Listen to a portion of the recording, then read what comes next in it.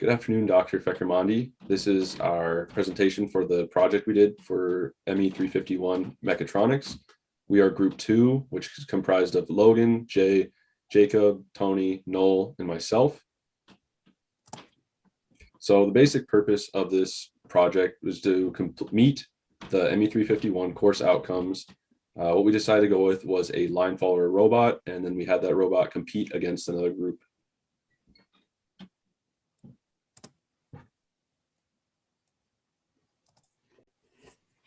So for the project requirements, we were obviously required to make a robot and make a competition for the robot, which group 9 was the group that we paired up with to compete against.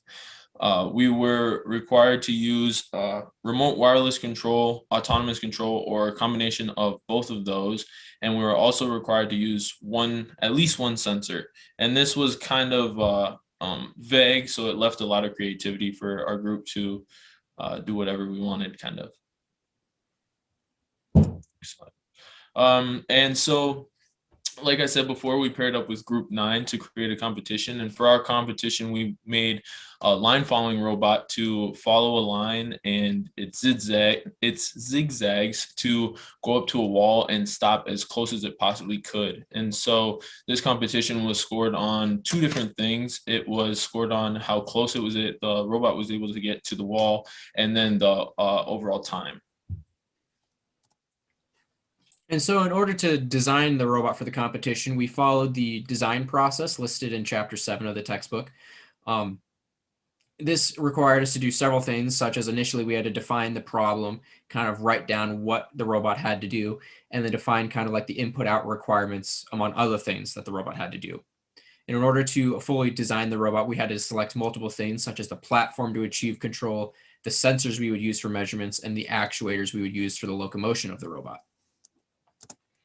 So for the microcontroller, it was pretty easy for us to decide to use the Arduino Uno.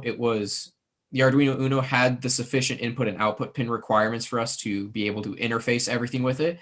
And it was also the platform that all of us already had available due to the labs and were all familiar with. The sensors that we chose were the QRE1113. This sensor allowed us to follow the black line on the white background. This provided enough of a contrast, then the robot would know how to follow the line and we could follow the path. Then onto the second sensor we used, it was the ultrasonic distance sensor.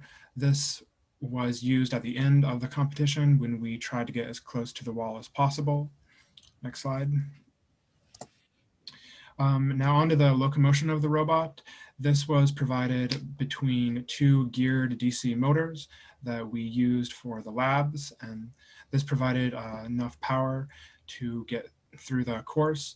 Then the other crucial part was the H-bridge. This allowed us to control the polarity of the voltage to the DC motors and allowed us to go in reverse or forward. Yeah, so here is our actual final product that competed in the competition. This fulfilled the 7th outcome, which was the actual implementation of the mechatronic system. It was tested on a lot of tracks, so we had some gentle curves, but for our actual competition, we had some harder curves, and it was able to do both. As you can see, we have the line sensors up front reading, and then the distance sensor on top showing where to stop. So one of our group's strong points was communication.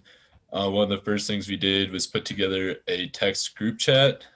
We also held regular meetings in Zoom and in Ben's office hours to figure out our project.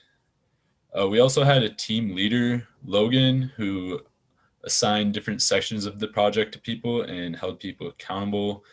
We used the TLA and the TLH commands in Overleaf to just kind of keep everything organized. We held each other accountable for unfinished work, but that wasn't really a problem because there wasn't often any unfinished work, and our group was really flexible. So if we had any problems, we adjusted and took care of the issues. All right, so now this is our video from our competition. our group won our competition. And this is a film of our competition because the group we were competing against did not have a functional robot at competition time.